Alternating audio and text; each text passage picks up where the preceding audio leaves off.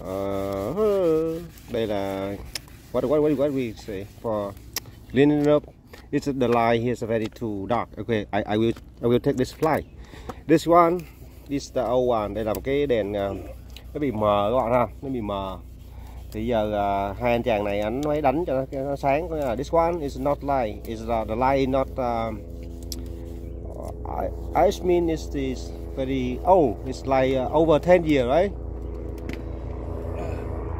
Yes, sir. Now just wash it. And now they are clean up. Okay, first they use this one cleaning solution.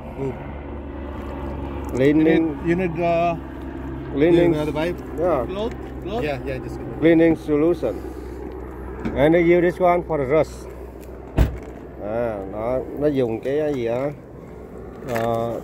Cleaning solution with I don't know what number. This is for the light of the car. Oh yeah. There's So. already Rồi. the result. Cái này anh lau sẵn rồi và anh đánh nhẹ nhẹ thôi bạn, đừng đánh mạnh quá. He said okay, don't put this so much. If so much it's not light, but now it's very good. Oh my goodness. It's better. Oh, honey, Winnie. So you can pay him like. There's a lot of water from Amazon.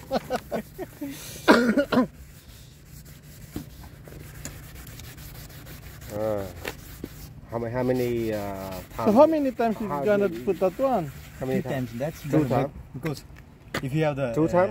drilling machine, yes, this is like combo. It can be Ah, washable. if you have the machine. Yes. I have that one. That's why I used it. I used it also. Okay, so now But it's still not. now he have But that, I think the now he have that one. You see, he have two engine here, what? left and right, two engine. I just made a funny. Cái này nó có cái máy đánh nha quý vị các bạn. Anh này không có cái máy. He's selling us, man. Yeah, they're selling us. Yeah. Because there's already one high coat, clear coat is over there. That's why. So where did you buy this one? See? See, Oh. this all came with one pack. Oh, this one. Yeah. How many packet in there? It's only two of them. How much does it cost for that one? I think it's $90. 19? 19. 19. Okay, anh mua cái hũ vừa rồi là 19 đô nha quý vị các bạn. You need to Nice. push hard. 19 đô la. Just go like circle. Like this one? Yeah. Like kung fu. It's out? Like kung fu. Out. Out. In. Yeah, in, out, Out. in, out, in. It's better.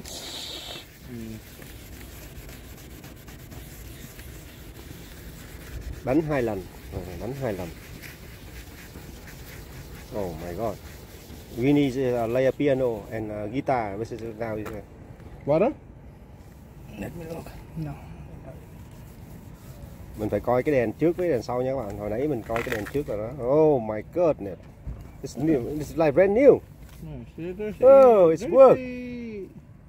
There's the result already. No. Look. No, No, now look it's at it. now the result is only for water. When the water dry, it will like Yeah. The difference like this one. No, yeah. for the once old the one. water will die, it's same like that. Again? For Yeah, the because the we old need to one. Spray one clear coat. This is Otherwise, it will go back.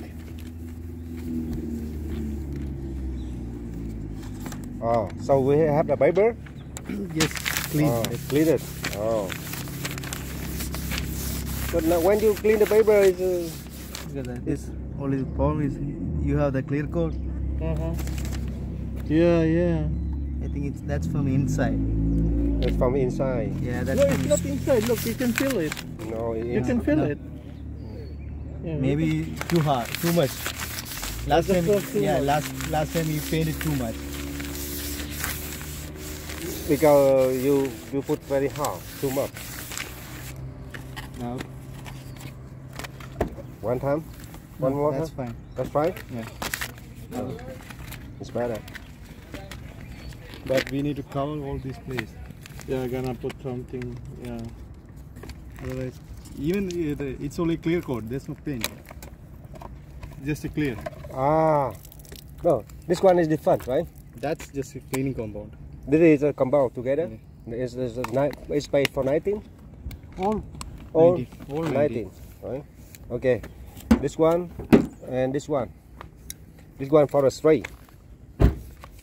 Oh, This is for your hand. this is a Headlight coating. Okay, so I have If you to want box. the hand. Here, the box. Đây nè các bạn, nó có hai cái ha. Nó kêu là Kit in Blue. Never mind. Cái hiệu của nó là what is called? Maguina. Oh my god, it's very hard to read. Maguina, I don't know. Maguina. Đó. Rồi để đánh cái đèn nha các bạn. Cái xe nào cũ quá mình đánh cái đèn nha. Oh, okay, I speak Vietnamese very better. Tiếng Anh nó khó đọc quá, phải đọc tiếng Việt nè. Nói giỡn thôi quý vị bạn. Ok, before and after. Before, after. Trước và sau. That's fine. It's okay.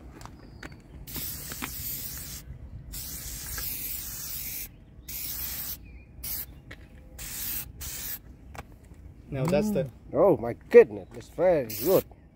Because the problem is, they say, too much on before. If you do it like this on last time, it will be same. Yeah. Very good, very good. Yeah, you're good. So, how much before you want to buy this one? Hey, no. It's still wet. Oh, What really? the It's heck? still wet. You need to wait for like. Wait for? Now it's clear. Give me an idea. 90 before Look you. at the difference. Look. That's the difference.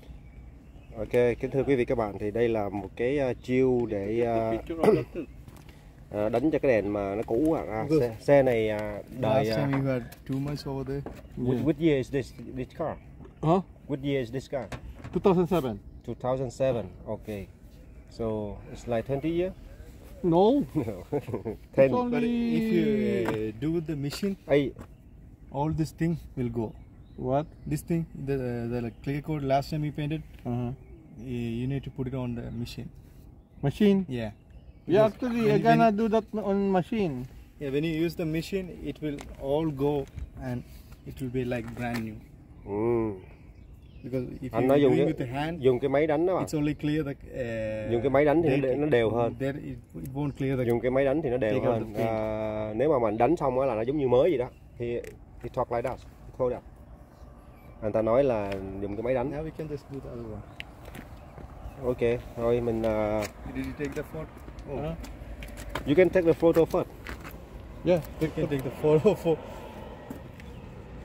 And Old one. You can take the old one. yeah, take the old one. But I have a video so you can see that. Don't worry. This video very clear. Last time we have very dark.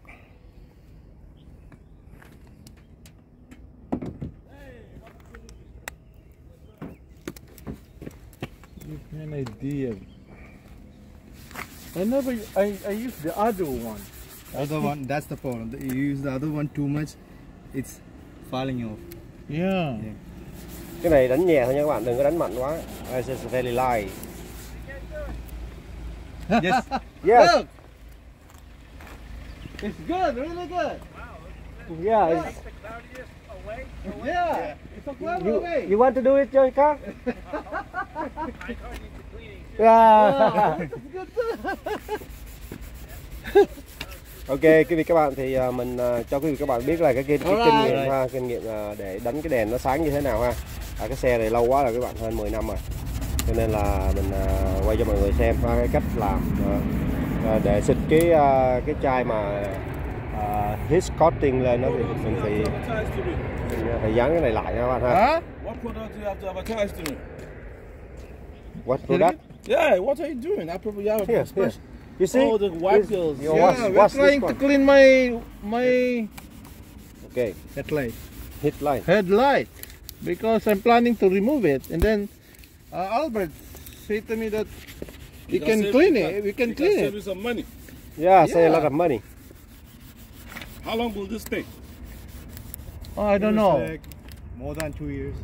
So you just spray it Yeah. and then you You need wipe to it clean off. it down and spray the clear coat again. So does it work for every headlight?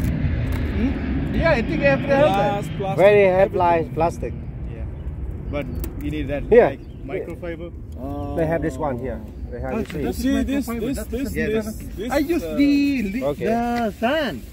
Oh, Even yeah, with the you are sand recording? it's okay, but Yeah, Do you have you my need to voice too? Grind Yes. it all Oh, you have to pay money. evenly. No. No, you Because, have to pay because me. when you come here, What? when we are making the video, why you come here? No, you have my No, voice. no, You no. didn't tell me you are making video. No, I make a video, so you see that, so Nah, you if come. you- if You have you to pay. You have to pay me. If you put it, You have to pay me. If you put it online, you make money. You will have to give me money. You have to pay me. You have to pay me money.